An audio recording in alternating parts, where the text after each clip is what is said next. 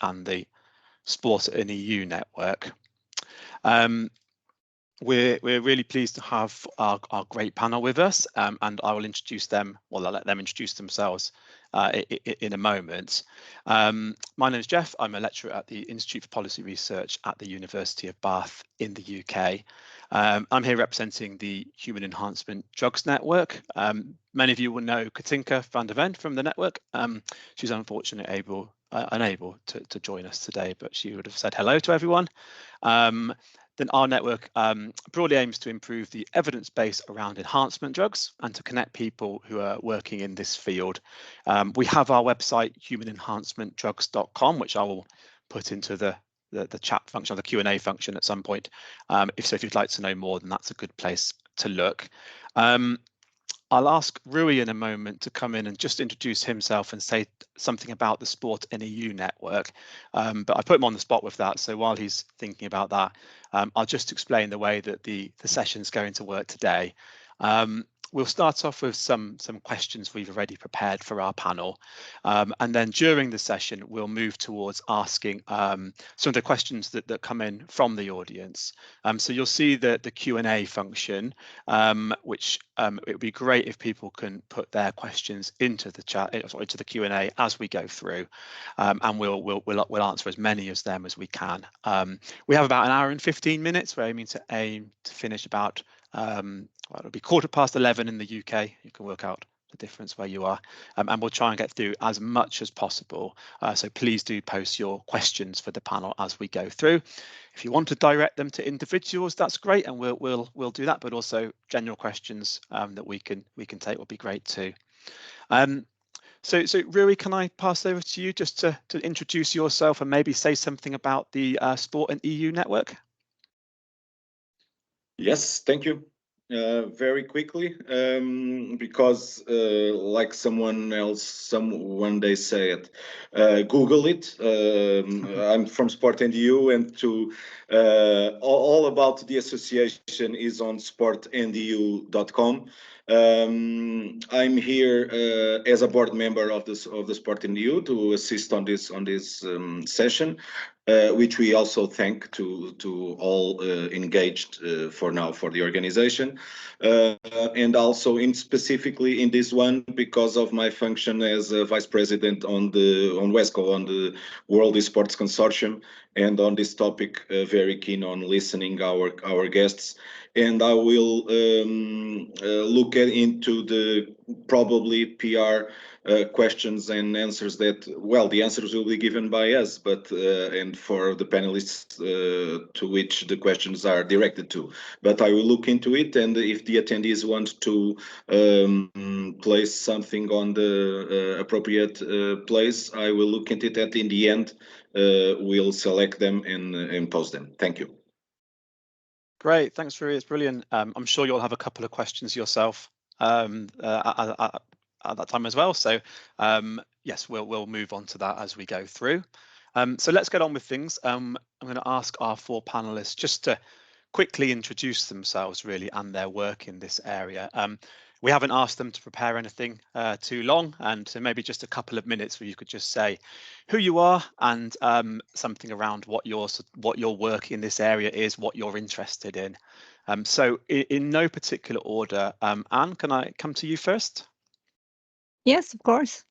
Thank you for inviting me. Thanks to both the networks. My name is Anne Kjøndal, and I'm a professor of sociology of sport at Nord University in Norway. My academic background is in sociology and in sports science. My PhD was in sociology and my master's in sports science. And I wrote my PhD on technological innovation and social inclusion in sports.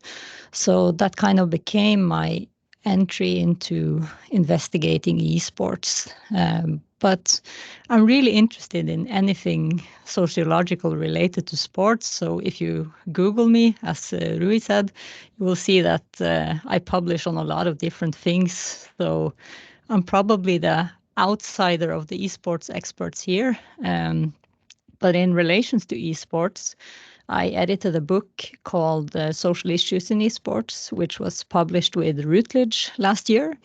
And I've also published some papers on gender equity and esports management, on the IOC's esports agenda or intentions or policies or whatever you want to call them, on sports fans and their resistance to including e-football in football organizations, and on youth sport and youth sport activities combining esports and regular sports. So I tried to keep it brief. I hope it was brief enough. That's perfect. Thank you. I'll go to Andrew. Thank you, Jeff. Yeah, hi everyone. My name is Andrew Richardson. I'm a current research associate at Newcastle University. I'm researching into gambling-related harms across the 12 Northeast councils. In terms of my academic background, quite similar to Anne, did also sports science, undergraduate, masters. But during that, I sort of moved away from the elite athlete, working with teams, coaching, more working with the general population, which then led me to obviously work with people in the iPad community, image and performance enhancing drugs, which again I've published numerous papers on in terms of like the reasons why would people want to use their behaviors, motivations for this. I've also spent nearly a year working frontline needle exchange as well. In terms of my other work that brings into the esports area, I've always been an active gamer, always played games since I was really young.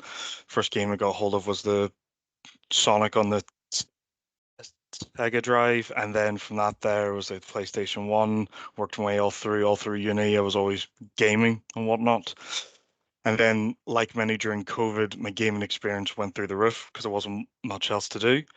And then from that there, got involved in other research, which led me to also do work into e-cycling, indoor cycling for those people aren't aware. And that's where I published 2 pieces of work looking at the perceptions of cheating and doping in the sport and reviewing the anti-doping policies in this area as well. So, yeah. Great, thank you, Andrew. Nice bit of personal history there as well, which is always good. I'm down to 2, and I always feel like the person you leave till last it feels like a bad move. But in order on my screen, I'm going to come to Ian. Hi everyone, I'm Ian Smith. I'm the Commissioner of the Esports Integrity Commission. I'm a lawyer by training, but thankfully left that behind some years ago. So I consider myself a sports regulator more than anything, but I have spent the last 25 years of my professional life in sport, primarily traditional sport, until 2015, when I started work in esports. And I then founded on the back of that initial work, which was a threat assessment, an integrity threat assessment on the esports industry broadly. We then set up the Esports Integrity Coalition, as it was then, to start addressing some of these issues alongside Andrew, primarily aimed at stopping cheating in terms of software cheating, DDoS attacks, that kind of thing, and of course match fixing, which Andrew referenced.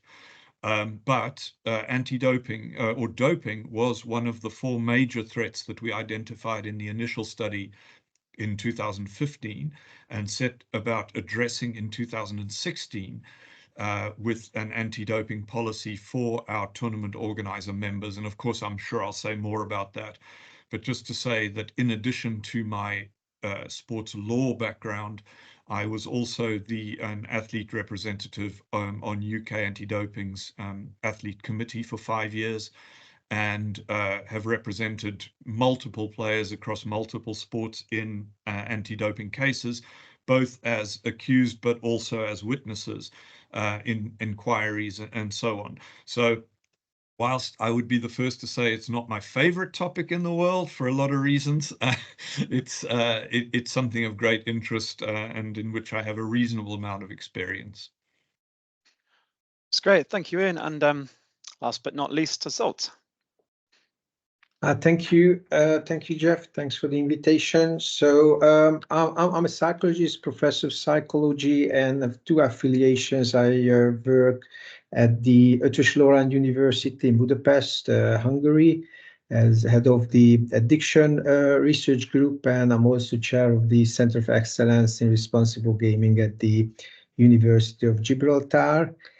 And regarding my research, many years ago, I initially started to study rather substance use related issues, but then slowly I've shifted together with my research group to do more and more studies on non-substance related addictive disorders, including video game use and internet related problems in general, and many others, but gaming is what belongs here. And as part of it, we have also carried out a few studies focusing on esports related issues, if that is more or less problematic than recreational video game use and some other questions. So that's maybe the part of my research which belongs here. Thank you. Great. Well, thanks very much. So as everyone can see, we've got a really good mix of speakers, different perspectives, backgrounds, disciplines. So I'm sure it will be a really fruitful discussion. So yes, how we're going to work this, we've got some questions. We don't need to be too structured. We might start off with one of you, and if another one of our panel wants to come in, that would be great. Rui, do please come in with any follow-ups you have as well, where you think that would be good. So I think what would be great is just to set the scene a little bit for those of us, and I include myself in this, who sort of esports and drug use in that setting is not their main area. Perhaps we could just start off by thinking a little bit around the current situation, what's happening at the moment. And I think we can probably be quite quick with this, but perhaps a good starting point would be to think about, can you tell us a little bit around what substances are being used by esports participants, and maybe some of the sort of the reasons why. And Andrew, I thought I'd come to you first because I know you've been sort of doing your research in this area quite recently, but yeah, and then we can open it up for others as well. Yeah. So in terms of some of the work that I've been doing, Jeff, whenever obviously we say esports, obviously we look at cycling, I wouldn't consider it as a traditional esport, and many people who would game or take gaming quite seriously, they wouldn't as well. But obviously it falls into that bracket of a esports. And the latest case within indoor cycling, there was an Italian gentleman looking around September, October of last year, was caught using a performance enhancing drug. It was an anabolic steroid, but he was caught in an in-person race, so like an actual race, but he also competed quite regularly in the online sense as well.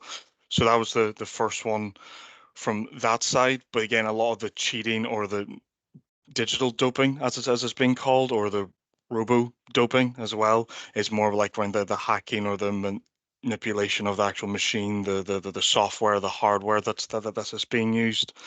Now, taking the step back to also the more traditional esports and like Counter-Strike, Call of Duty, Halo, Dota, whatnot, and there's obviously been a lot of topics over the years around people using Adderall, Ritalin, these sort of cognitive enhancements, stimulants, and again, I wouldn't say that everyone who's been caught out has been caught via testing. I think it's a lot of them either have been come they've said that, oh, like I've used, or there's a culture of use within the actual team, or it's just well known. Yes, it is a threat to the integrity of the esports landscape, but I don't think it is the biggest threat. I think there's other threats to the esports gaming out there. So, and also there's like a little other growing theme of research around people who may class energy drinks as a performance enhancing drug as well. But again, that's quite murky water, and I invite other colleagues to jump in that too. Yeah, so we're all maybe partial to caffeine or a Monster energy drink here and there, so just have to wait and see. But yeah, so it means that Adderall, Ritalin, but then that comes under, if that gets banned, there's also quite a high neurodivergent population within esports. Again, are they then hamstrung? Are they penalized? And again, this probably goes on to the other question around anti-doping. Like, employing the WADA policies and rules, would this then, with this foresight, a considerable portion of our esports members as well? So it is quite a complicated topic when it comes to like what drugs are allowed in or out, and then brings in TUE forms as well. Thanks, Andrew. And as you said, this is a complex topic, and I ask an oversimplified questions to get us through it. And I think let's maybe we can come on in a few minutes to talk about the sort of the regulation side of it and how we might respond to some of this. But perhaps other members of our panel will want to come in and thinking about the types of what we think the main issues are currently. I suppose what should we be concerned about? What might change in the future? These sorts of things. I'll leave it as open as that and see if anybody wants to come in. Yeah, Ian. I'll start just because what Andrew said was backed up by the initial research that we did amongst players. Just to be clear, I need, as we've sort of touched on, to draw a massive distinction between what I consider esports being the stuff Andrew referred to in terms of pure video gaming, Counter-Strike, League of Legends, Dota 2, Valorant, those games, versus the recently redefined use of the term esports by the IOC to refer to electronic or digital products that sit parallel or aligned with traditional sports, where there's clearly the potential issue, because obviously the research is young. I think Andrew's, as far as I know, the only person doing anything in this space. There may be others, but relatively speaking, we lump it in with traditional sport because of the higher physical element of it. And I'm, other than my old work with anti-doping in traditional sport, I'm not really on top of that at all. But what we did at the beginning, the whole reason anyone was interested in esports was because back in 2015, there was a rather incautious interview with members of the Cloud9 team, which is a professional esports team, who basically very casually told everyone that they were taking Adderall like Smarties to play Counter-Strike. And this caused a ripple, as you'd expect. ESL, as the largest tournament organizer at the time, then imposed a WADA-like, and to be fair, this was drafted by their communications officer from a position of total ignorance. And, to be fair, she did a great job, but she relied on a traditional doping model that was, I'm sure we'd all agree, hopelessly inappropriate to esports. And so when we came in, we went along to the 2016 IEM Katowice, which in those days covered a bunch of esports. We had League of Legends, Dota, Counter-Strike, and a bunch of other games. It was a multi-game event. We sat down with about 400 esports players in the room and we surveyed them, and we continued to survey them. And the question was very simply, if you were going to cheat, if you want to stop cheating, what do you want us to stop? What substances worry you? What are you concerned about? And they all came back with Adderall, Ritalin, as you'd expect, the stimulant drugs that focus on concentration and focus. So we then backed that up by going to pharmacologists and doctors in a sort of ad hoc medical committee and said, hey, you were a crooked doctor and I was a crooked esports athlete. What would you give me? And we got more or less the same list, which you can see on our website as the prohibited substance list. And sorry, I know I'm going on a bit, but the final point, which I think is extremely important that Andrew made, is the therapeutic use exemption system is absolutely vital for precisely the reasons that Andrew laid out. Because of this, if you think about our demographic in esports, in the United States or North America broadly, the prescription rate amongst our demographic, young men 15 to 25, 30, for these type of drugs is 1 in 5. It's absolutely insane. I mean, they do hand them out like Smarties. Your kid yawns in class and they chuck Adderall at them. So I thought we would have a very high percentage of guys legitimately prescribed these drugs, and that the TUE applications we received back in 2016, 17, 18 would reflect this high percentage, 20% of young men. In fact, it was well less than half of that. Surprisingly, esports athletes at the top of esports are not, firstly, not particularly neurodivergent, which surprised me, And secondly, they're not taking these drugs, at least on a prescription basis. So yeah, I just wanted to put that to side, because my impression as an outsider was that we'd be flooded with these guys, because I had this impression of an over-focused autistic kid sitting in his mom's basement playing video games. That's not what our world is about at all. That isn't how it is. Gamers might be like that, but esports professionals, not. That's great. Thanks, Ian. And you covered a lot of ground there. And Sorry, I was going to come to you. No, that's perfect. Thank you. It's setting us up really well, and lots of things we'll come back to. But Zol, you seem to want. I think you wanted to come in, and then Anne, it'd be great to take your take too. Yeah, thank you.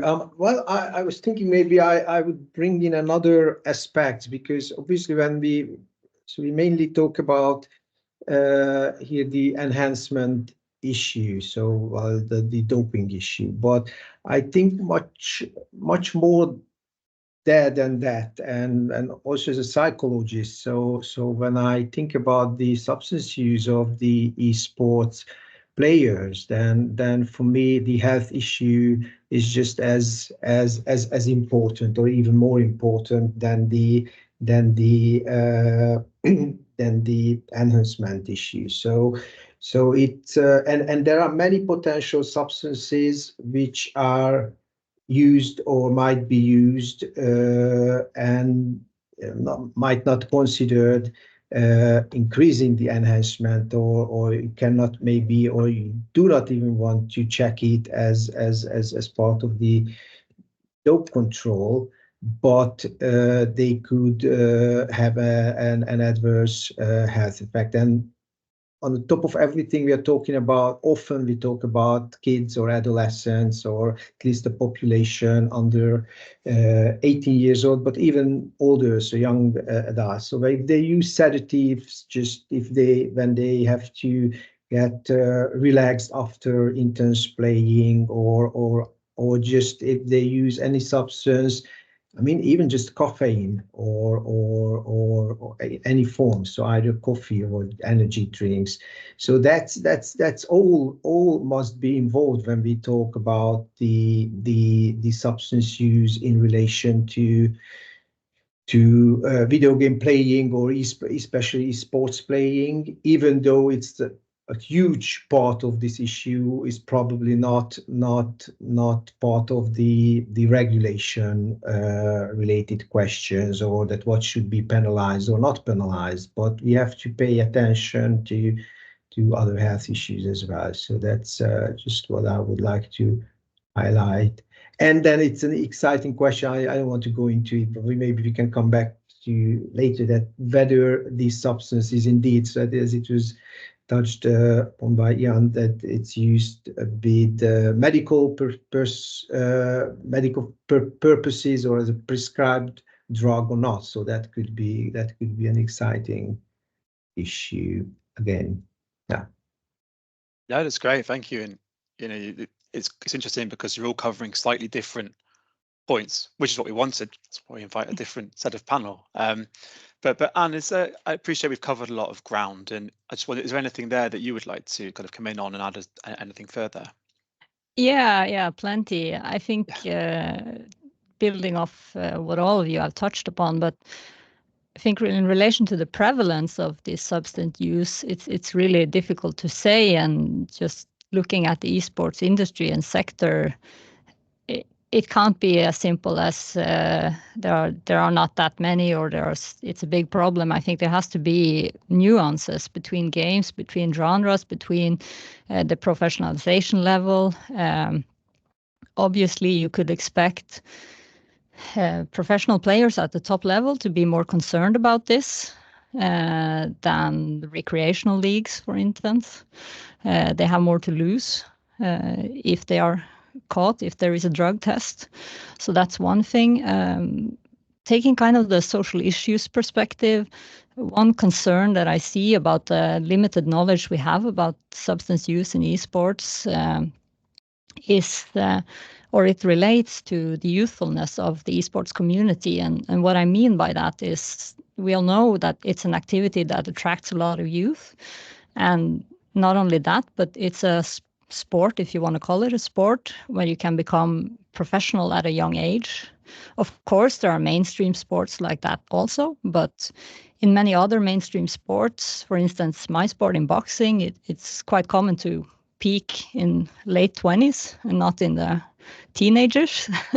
So that's a difference. And I think, why is that a concern in relation to substance use and doping for esports?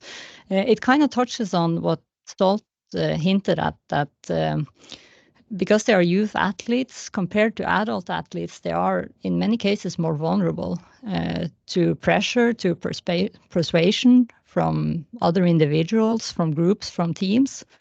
And this relates to the biological, the cognitive and psychosocial changes that young people go through as they transition into adulthood. So I think what's really important to talk about, or we need more knowledge about the prevalence in different esports settings. So we actually have a foundation to build on before we start giving advice.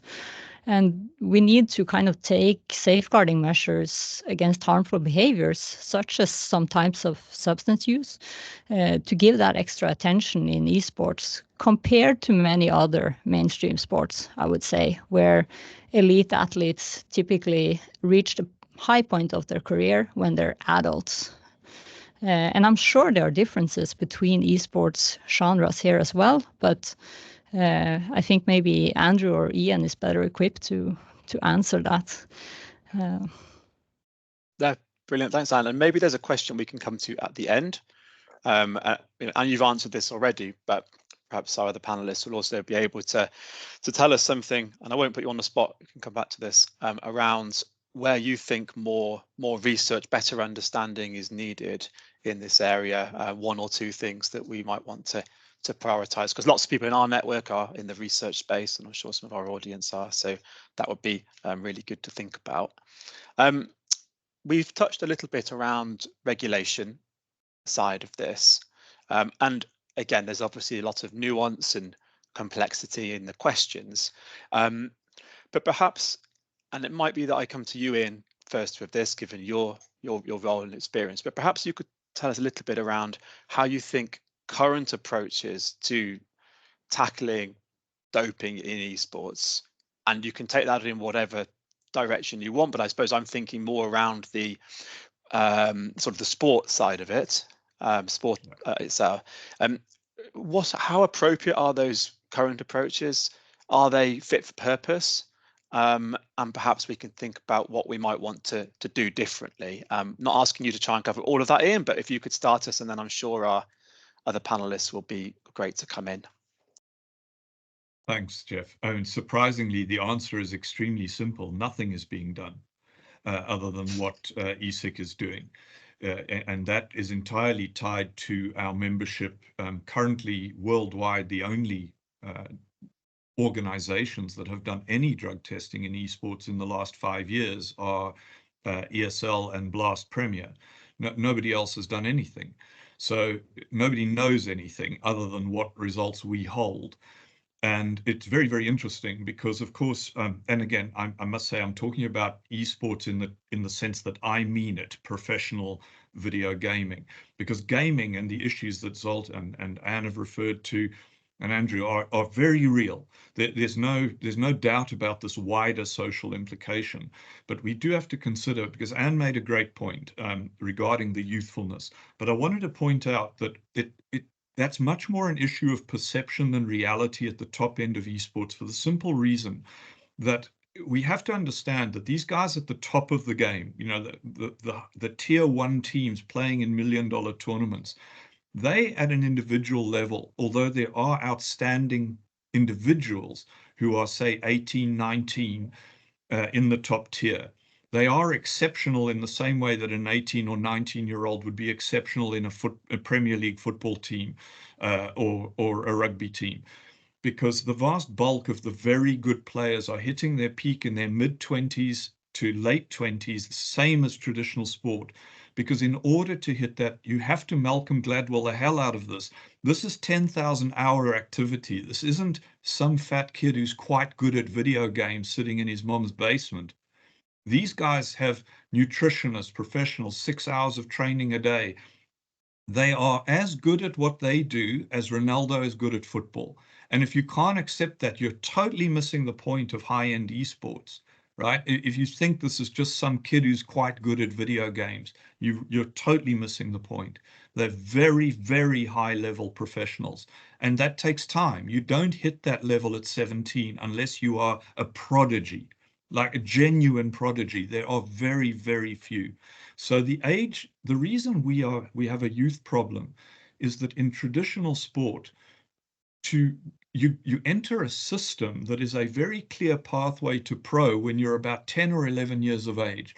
And you understand from those early days in, say, the Liverpool Academy or the Bristol City Academy or the Borussia Dortmund Academy, you know that there are rules that govern your behavior off the field of play just as much as there are rules on the field of play. So you know that there's anti-doping rules, that there's anti-corruption rules, that there's nutritionists, that there's ways of behaving, your social media is policed, all of this stuff. In esports, you get none of that until you hit the pro level. You are just a kid in your mom's basement.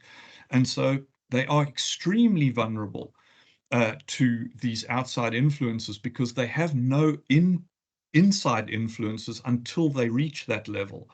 And this is the societal problem that Zsolt and Andrew are all highlighting, is that the gaming community is currently unregulated, unpoliced, because it's just a bunch of different commercial for-profit companies providing a service and who want the money of the players playing it.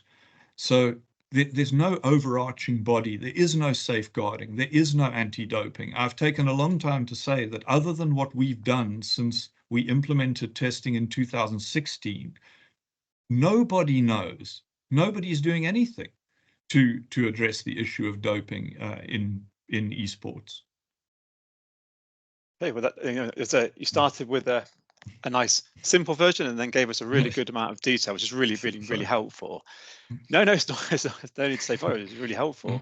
And I wonder then, maybe, and this is a question and open to anyone.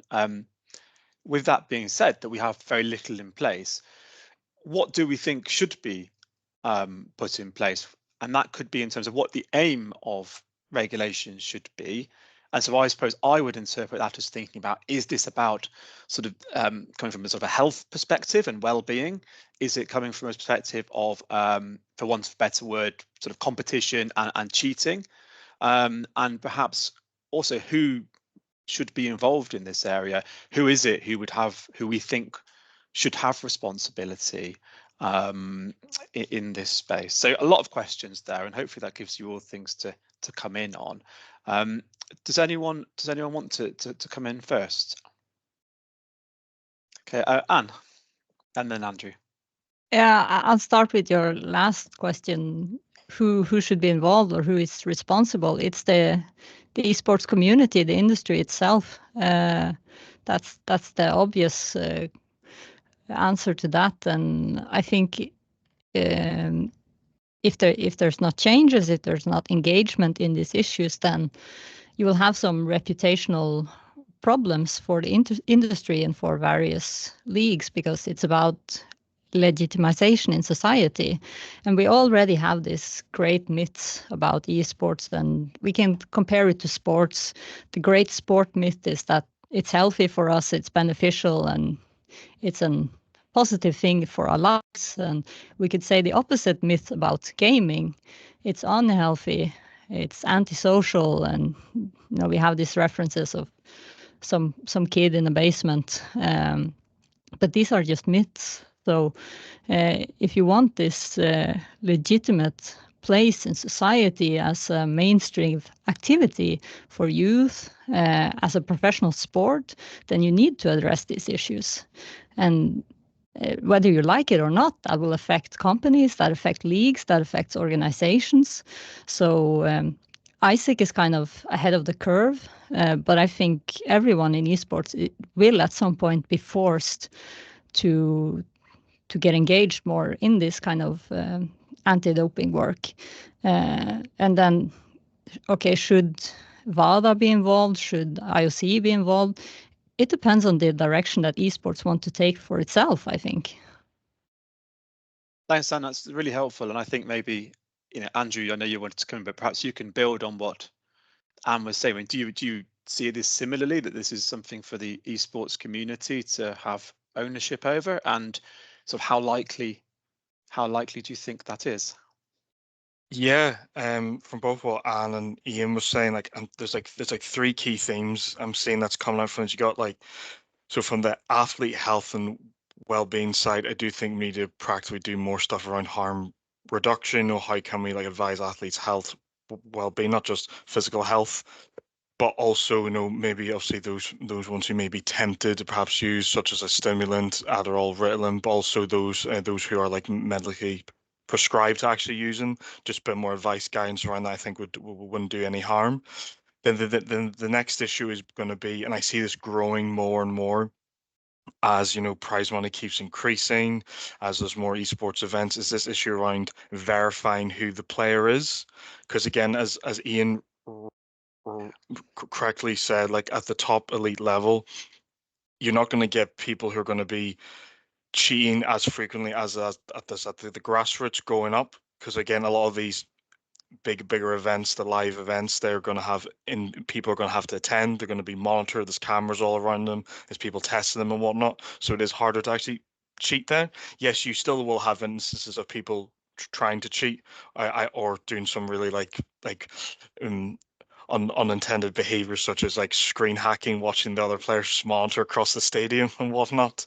But then the next issue, which Anne then brought up, is obviously from the policy and the organization. So because when you look at all the different esports federations, all the different games, there's no set uniform rules for sanctions and bans. There's no set uniform around testing.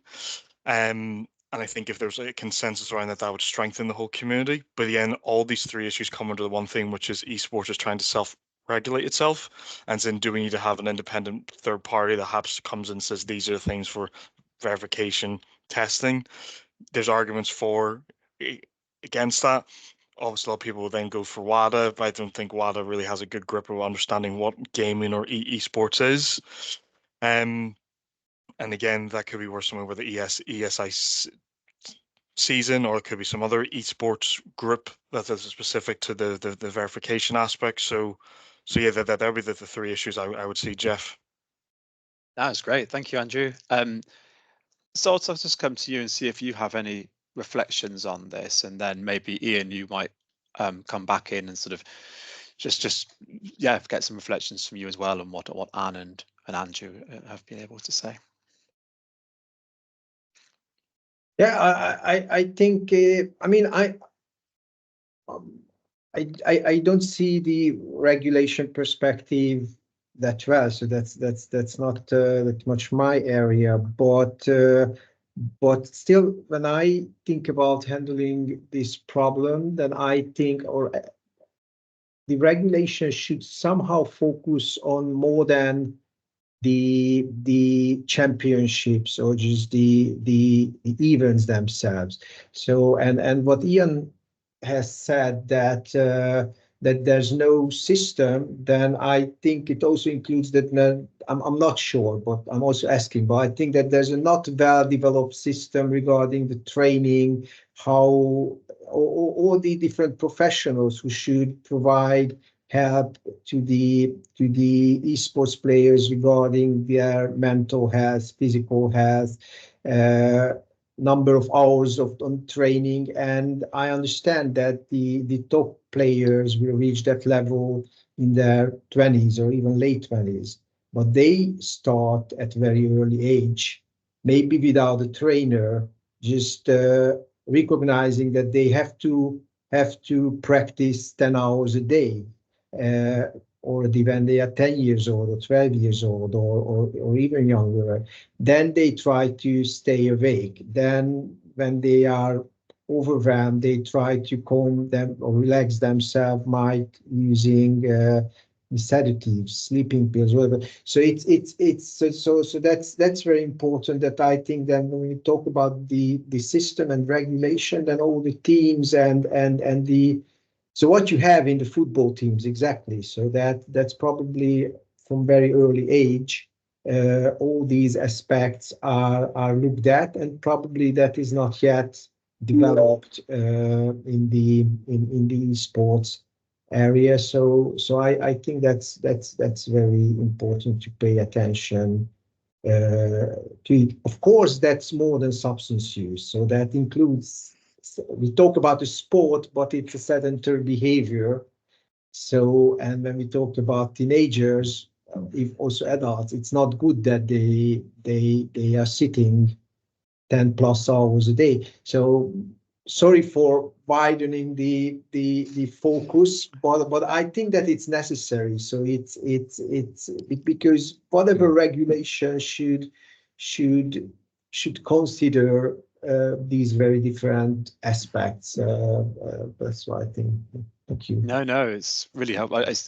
Again, don't apologize. It's definitely relevant and really helpful to think about these issues. And just before Ian, I'm just going to come back to you for a word on this bit. So Rui, perhaps after Ian's come back in, perhaps you can come in with maybe feed in some of the questions that have come in. I can see there's a few things in the Q&A, and then also any sort of follow-ups and questions from yourself. I can pass over to you for the next part of this. But yeah, Ian, please. Sure. Zolf, very grateful for your input, because you've highlighted exactly the issue when you look at the regulatory framework for esports, because actually the priority within the esports community broadly needs to be safeguarding, because that covers a range of issues that include doping, that include the stuff we're talking about here, because as I highlighted in my last answer, there is a vulnerable community here, but they're vulnerable in multiple ways. Doping is one of those issues, but actually on the scale of things, it's pretty far down the tree in terms of the genuine problems that these young people face. And so, and I would also say, and Rui knows this, WESCO, the International Esport Federation, the Global Esport Federation, and some of their country members are doing good work at a grassroots level, but they're under-resourced and they're underpowered. They don't have the standing that an international or even national federation in a traditional sport has. They don't have the ability to impose programs, rules, regulations on players, because the only people who currently do, outside of a tournament organizer with respect to a particular match or league or tournament, are the publishers, the people who own the games that they play. Because this is the great difference between esport and traditional sport, is that esports games, the actual sport is owned by a company that can do what they like with it.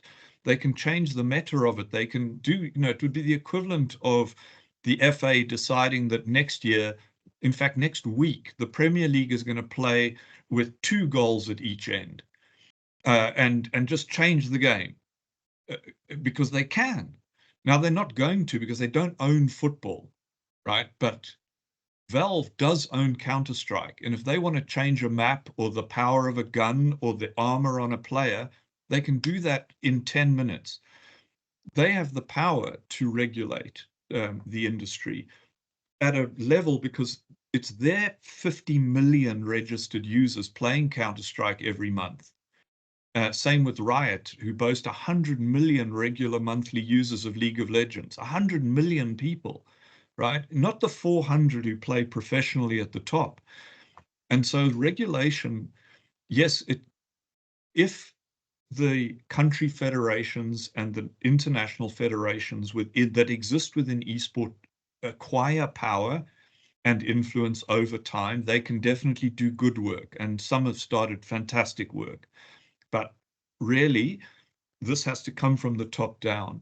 And it has to include genuine safeguarding provisions for players, genuine education around all the issues that Anne, Andrew, and Zolt have highlighted, and then programs around anti-corruption education, anti-cheating education, and anti-doping education, both from a health and a performance enhancing perspective. But unfortunately, to put the dark cloud behind the silver lining is This is years and years off.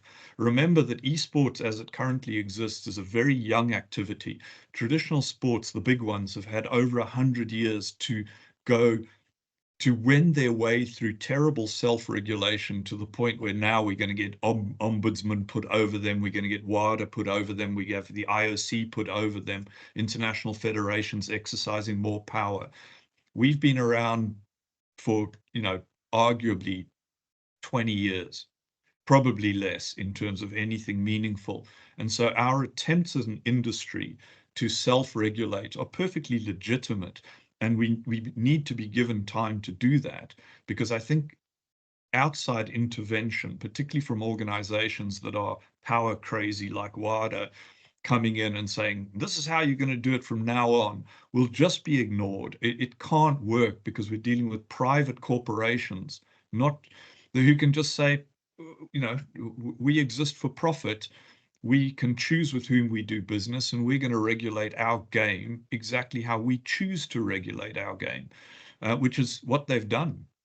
So the approach needs to be patient, long-winded, and joined up. And we're only at the very beginning of that process as an industry.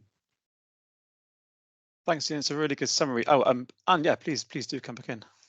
Yeah, sorry. I just wanted to ask Ian to clarify something, because you were talking about in the scale of things that doping or substance abuse is not a big issue, and how I just wanted to make sure that I understand you correctly, because what you mean by that is that esports are facing bigger governance issues that need to be addressed.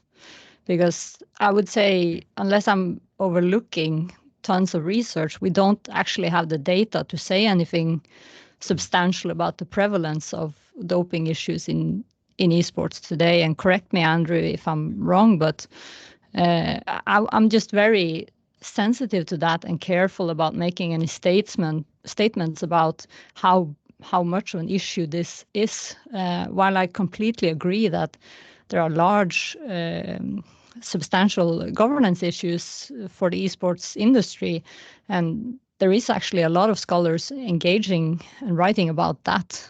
So research has come a way on at least attempting to provide some help in that sense, I would say. Yeah, look, I agree with you, and your clarification is right. What I'm talking about is doping as a competition integrity issue within professional esport. The governance issues, I think, are more important than the anti-doping issues for now, given the state of the industry. But in terms of the health issues, yeah, you're right. We just don't know. And anecdotally, in certain game communities, the rumors, the talk, the Reddit threads around abuse of substances are epic. I mean, genuinely worrying. All I'm addressing, given our positions as an organization, is this affecting the outcome of competition at a meaningful level?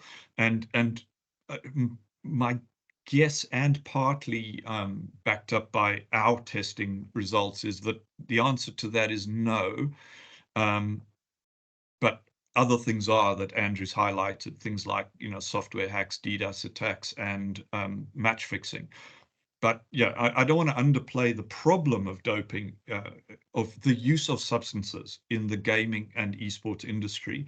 But I guess I'm just saying that, if we've got a limited amount of resources, there are right now bigger problems to solve. Thanks, Ian. It's a good explanation, and yeah, it's interesting. And I've got follow-ups, but instead of that, I'm going to, rather than use all the time myself, I'm going to pass over to Rui. I know there's been some questions in the Q&A, and we can see how many we can get through with some quick answers where we need them. But Rui, we have sort of 20-25 minutes if you want to take us through some questions from the audience and anything that you would like to ask as well.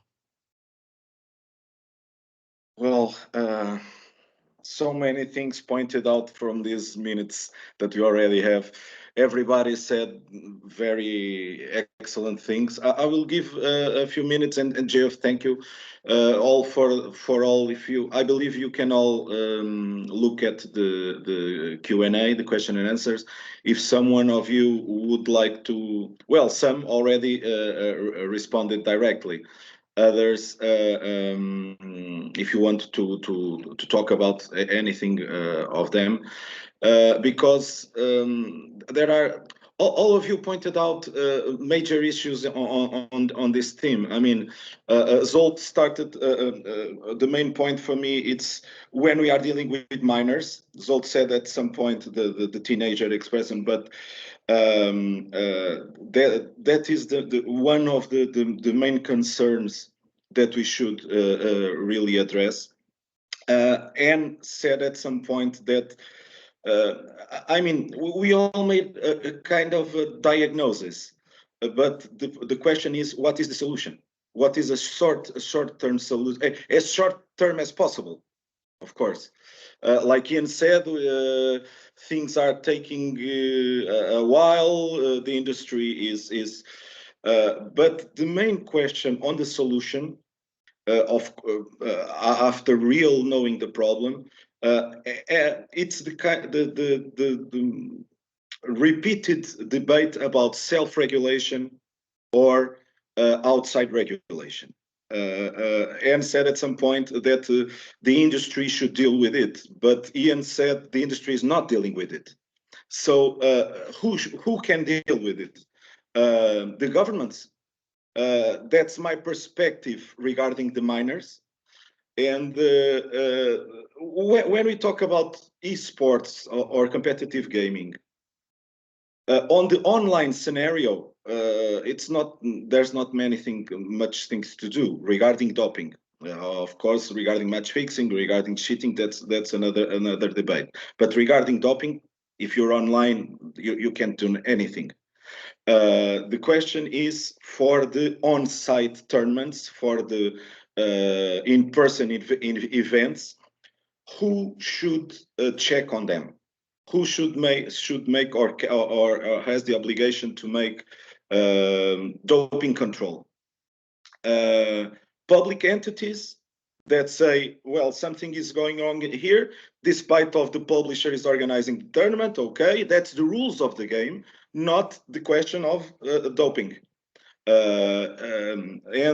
So I really believe, and all of the panelists, our colleagues or my colleagues today, it's the first time I reach out to them.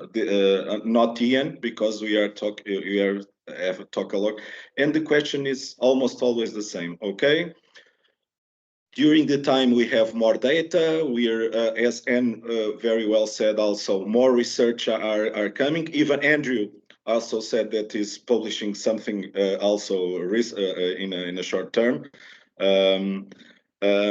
But what we have some data. What can we do, or who can do something with it? Does please, any one of you has something to add on to this, or some kind of answer possible? Yes, Zolt. Yeah. As I said, I'm not a regulator or not in this field, but still I have some thoughts. So I don't, I'm not saying I don't believe, but I don't trust that self-regulation itself would solve this problem. So what I can be very optimistic, but I think that the industry must be regulated from outside by the governments, and yeah, so I think that it's just needed, and I don't know the way how to do it, and to what extent, and what are the possible measures, but I don't think that it's the tournaments and the championships themselves which need to be regulated, but the sport and the teams And I can imagine that a regulation could set conditions to teams which must be met in order to that you would become eligible to run a team and the players and so on. And that could include many things which we have talked about. But I think that's probably that could be the level of part of the regulation, that we focus on the teams, and of course we focus on the tournaments, that only eligible teams or only those teams can participate in a tournament which can confirm that all these safeguarding implementations are indeed done by them, which are set in such regulations. So I know it's vague and it's very general, but that's something what I can imagine. But even though, again, can imagine that some self-regulation would be started by the industry and the companies, but I wouldn't rely on that as an exclusive something. So that's the experience usually in these types of issues, that an external regulation is needed. Just to add, Zsolt, you're completely right. And I absolutely hate it when I put out a proposal and somebody comes back and tells me all the reasons why it can't work.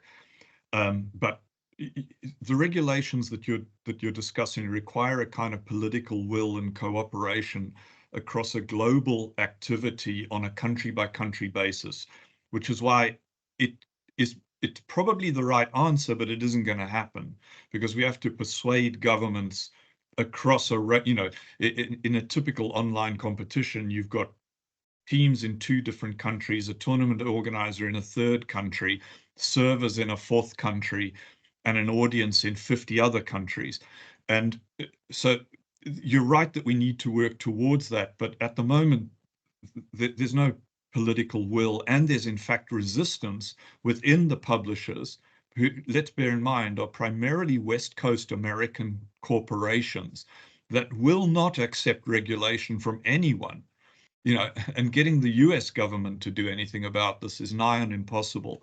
So dealing with what can practically be done, I think that there are 2 things that are immediately available to the industry. The first is education. We announced 2 weeks ago, we just launched our Fair Play education platform, where the 2nd module or 3rd module will be anti-doping education. At the moment, it's match fixing and a few other issues, because we have to roll that out because, frankly, we got no money. So all of this is all privately funded by our members. So education needs to be far, far wider. I saw a question in the Q&A about this. It's a vital deterrent across every one of these issues, regulatory issues that we've discussed. But with respect to anti-doping particularly, there is a testing regime available. There is an anti-doping, an esports-specific anti-doping policy, that the ESIC anti-doping code, which can be implemented instantly. It's there, it's available, it's published, and a testing regime that we've been using since 2016 that is highly approved by the players, is effective. So any tournament organizer or publisher who runs their own tournaments could bring us in on 2 months' notice to a live event to test. There's no issue with that. The issue is there's no will to do it. There's no money to do it. This is expensive, right? Every tournament to do 2 days of testing, let's say quarterfinals, semifinals, final, over a weekend of a LAN event, let's say in Germany, it's very popular, costs about £6,000, right? 7,000 euros to do that. To have doping personnel, test kits, analysis, the whole thing. And so other than ESL, now ESL Faceit Group, and Blast Premier, nobody's doing it. So there are instant answers that at least cover some of the problem, but somebody's got to pay for it. And that's where the gap is right now in terms of direct practical issues that can be addressed.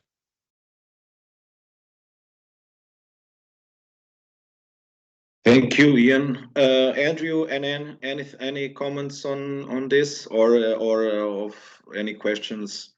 Yeah. Placed on. Yes, please. Yeah, I think just to jump on what Ian was saying, like cost is a huge factor. I know my time doing like the powerlifting, both as a coach and as an elite level athlete, being tested and then get involved helping with like the chaperoning of athletes, it is an expensive process. And that was back 2014, 2015 when it was 500 quid a test. So it's all, I imagine it's probably increased in price as well since then. Then on that there, when you look at all the esports federations out there alongside the ESIC, they lag way behind. Some of their websites don't even have the word anti-doping on them. Some of them will barely even talk about cheating in it. Some of them don't have policies on it.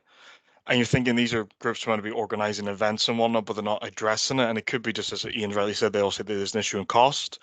It could be that they view doping as a lower threat to the overall integrity of the esports landscape as well. They may prioritize like cheating and hacking from software hardware as a far bigger risk.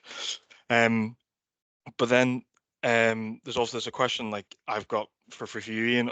The IESF, they're the WADA code signatory, which represents about 140 esports nations out there, and what that. But again, from looking at those esports nations and events, there's no history of anyone testing or anything. So to me, it's just like it's saying we're doing something, but there's nothing. It's very easy to pull the cover back and think, well, there's nothing really actually happening here. So it's like, so whenever you want to have this extra layer of like the legitimacy, the verification to these events, there really isn't. So to me, it's just like it's not really doing anything. It's just a lot of talk instead of actually saying, well, we do have a couple of leagues or events being around that is tested, that is accredited, and maybe this is sort of looking at my own experience in sports and powerlifting. You've got drug testing leagues and events, and you've got the non-drug testing events. And so is that where esports is sort of going? And it's a bit of like the Wild West. There's groups that are doing, there's groups that aren't doing it. So it's very. This is where again it comes back to what Zolt was saying with this. It's how unregulated the whole thing is. People just doing their own thing really, and then going to Anne. This obviously answers her question: is that we don't really know what the actual accurate level of people are using performance-enhancing drugs. Anyway, everyone's included. Sorry, you're completely right, Andrew, and this is such an entrenched problem, because the reason that the IESF are WADA signatories in the first place is because their raison d'etre when they were set up was to bring esports into the Olympics. And they saw one of the obvious steps for doing that was to sign up to WADA, because that was a prerequisite of Olympic membership. You're right, it means absolutely nothing, because at the end of the day, there is no WADA program for esports testing. And it comes back to a fundamental question, which is great for us lawyers. If you ask, because I've done this, you ask WADA, because they've said, hey, we should be or not WADA, to be fair. Individual NADOs have approached us and tournament organizers and said, hey, you're holding an event in Norway. You should be testing in, we're the NADO for Norway, and we should be testing at your event. And I've always answered that by saying, okay, are we a sport? Think very carefully before you answer that question, because if we're not, why are you talking to me? Right? And if we are a sport, you've got to think about the legal implications of designating esports a sport, because in every country that means something. It means something in terms of visas. It means something in terms of tax. It means something in terms of professionalization. It means something, it means something. And so, of course, there's dead silence after that. So, we're going back several steps here that mean that a lot of these federations within the IESF setup are basically two guys with a laptop who say that they're the Fed, I'm just picking a country out of the air here. We're the Costa Rican, we're the Esports Federation of Costa Rica. We're the Esports Federation of Indonesia. Never mind that, in fact, there's 3 esports federations in Indonesia. There's 2 in Peru. It doesn't mean a lot. Some of these countries do mean a lot. Some of them have really big active federations that actually have some influence, some power, but the vast majority do not. And the tournaments they hold can barely pay prize money, never mind spend $6,000 on 2 days of drug testing amongst a bunch of amateur players. So I'm afraid, again, I really hate the negativity I'm bringing here, but to be positive about it, there are ways of addressing this at least the educational level that are pretty cheap, and the testing level at the appropriate level of LAN event. And that's a good starting point. We have to start somewhere and raise the profile of these issues so that there's more will, that Anne was talking about so rightly, is how do we create the will amongst the profitable companies that control the game to actually do something about this, because that's where the money is, and that's where the will needs to be, and it isn't. That's where we need the publishers need to step up. Yeah, it's just to jump in there. Sorry, to add another layer of like how complex this is. And Ian, you would rightly know that not every esports federation, they all compete on the same games as well. So this changes it again. And then obviously if they're hosting an international event, not everyone may be actually in person from that event. They may be like they may be born from that nation but competing in one other country, which affects the time zones, the international laws again on top of that as well. So yeah. Sorry, Anne, go ahead. No, I just great things being mentioned here. I just wanted to kind of nuance it with a sociological perspective, perhaps, because I think money and economics is always kind of the answer. Why can't we do anything about this problem? And this goes for any social issue and for any societal issue. It's commercialization. It's lack of money. It's an economic question in the end, and nothing shuts down a debate faster than that. And of course, that is realistically very true, these issues that Ian bring up. But as a sociologist, I'm kind of sensitive to the fact that, people and masses of people and social activism, we have power. So we cannot accept that the answer is no one will pay for it. That's why nothing is being done. So what I'm saying is that we should push for these debates. We should put pressure on these companies, and this can come from researchers such as us. It can come from esports leagues and teams and players, but simply accepting that no one wants to pay for it, and so we won't do anything about it. It falls very flat, I think.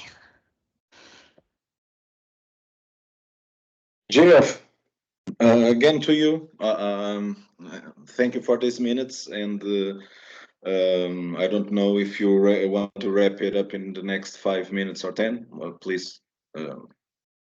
Yeah, no, thank you, Rui. It's really helpful. Thanks, and appreciate that you were able to join this call fairly late notice for you. So it was really appreciated. Yeah, well, I think we could probably keep going on this for a long time. So many issues there, but I wanted to perhaps finish with the question that I raised earlier, and we've covered some of this maybe, but be good to get your take in a sort of a minute or two each. Just really around that question of for a research perspective, maybe where should we be looking? Where is more knowledge and understanding and evidence most needed, do you think? And again, I'm sure you could list a lot of things here each, but if I could ask you each maybe to say, one or two areas that you think it would be really helpful for research to be prioritizing in this space, if you have any ideas. Again, I'm going to go in a random order here, and I'm going to start with Zsolt. Sorry, put you on the spot straight away. Yeah, thank you. Well, I think a lot of research is needed. So we don't know much about the whole issue. So I think really just we should explore also the substance use related issues in esports playing, including performance, including the use of the performance enhancing drugs, but also other substance use and other health related issues. So it just and there's really just very little evidence and results are available. But that could include, as I mentioned, the sedentary behavior, addiction issues. We had a few studies and we saw that the addiction problem is not higher among esports players than in the among the recreational video game players. But one would expect that it could be lower because that's a professional way of video gaming, and that was not the case either. And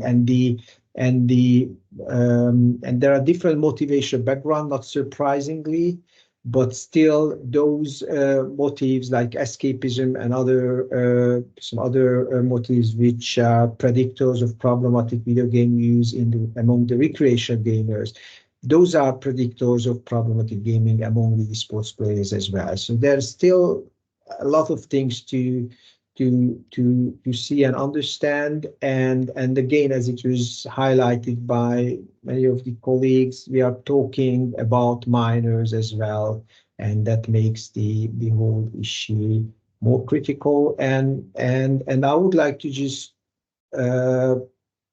point back to the issue that was raised by Ian, that indeed education would be very, very, very important, or prevention or health promotion. But this whole topic needs to be addressed, and yes, in the involvement of the companies. And even if international regulation is difficult, or I know, so I can say idealistic things, and I know that it's much more complicated than that. But I believe that certain regulations could contribute to increase the responsibility of the companies. Yeah, thank you. Well, we need both realism and idealism in these conversations, so that's great. Maybe just for Andrew, if there's a kind of a one or two quick things you wanted to bring in around future research. Yeah, for me, it would be again looking at specific esport platforms and games and their level of cheating and doping in it. Again, to sort of understand what's the community thinking, what's their culture around it, what's their sort of ideas. Anti-doping education, within the esports community, they're very, very little. There's no real evidence of that in terms of like what does the players want to see from an educational tool? What do they actually want to learn? How can they make their environments less dopogenic, really? And then finally, for me, it would be looking at more like the motivations, the reason behind the PED use within esports, and how that would differentiate between the range of games and the level of player from the elite to grassroots. That'd be my three areas. That's great, thank you. And you kind of mentioned a couple of things right at the start, but is there anything in addition to what Andrew and Zoltz have mentioned that you think should be a priority? I think I'm sticking to my initial thoughts. If we want to talk about this, we need to know more about the problem itself. So prevalence at different levels in different type of games and different socio-geographical contexts, because we really don't know the ins and outs of what we're talking about. No, that's definitely a good answer. And finally, last word to you, Ian. Is there anything additionally that you think, from a research perspective, it would be really helpful to know a lot more about? I absolutely defer to my research-based colleagues on this call, Yeah. because everything you said makes 100% sense to me, and we could definitely use that data for good. Bear in mind, the one thing that we do have in esport that is different is these guys are online on particular platforms where we have access to millions of these players. So putting a questionnaire or survey or whatever kind of form of research in front of them, at least theoretically, is very, very easy. Last time we put something on Twitter, and I'm going back 2017, we got 10,000 responses in about 2 days.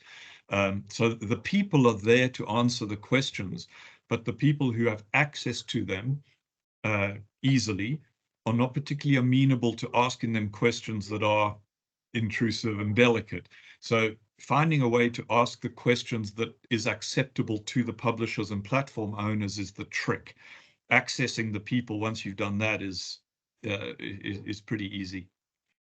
Brilliant. Well, hopefully that's given everyone on the call who's in sort of the research space some ideas as well. And I just want to say a big thank you to our 4 panelists.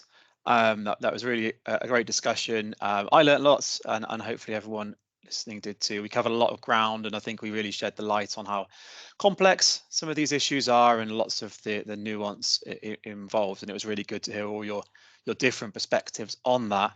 I just flag that within the Q&A, there's been some interesting links put in around what the Sport&EU network have got coming up. A new network on virtual sports that Anne's linked to, that I think would be of interest to lots of us. And we also put a link into the book that we've referred to that Anne edited as well. So yeah, I'm going to wrap up. Only 2 minutes over time, that's not too bad. But a big thanks to everyone for joining, to Rui for coming in and helping to moderate, and to our panelists. Yeah. And yeah, thanks very much, and we'll hope to see everyone again soon. Thank you, Jeff. Thank you. In 1 Cheers, year, guys. let's hope to talk about all again and to see how this evoluted.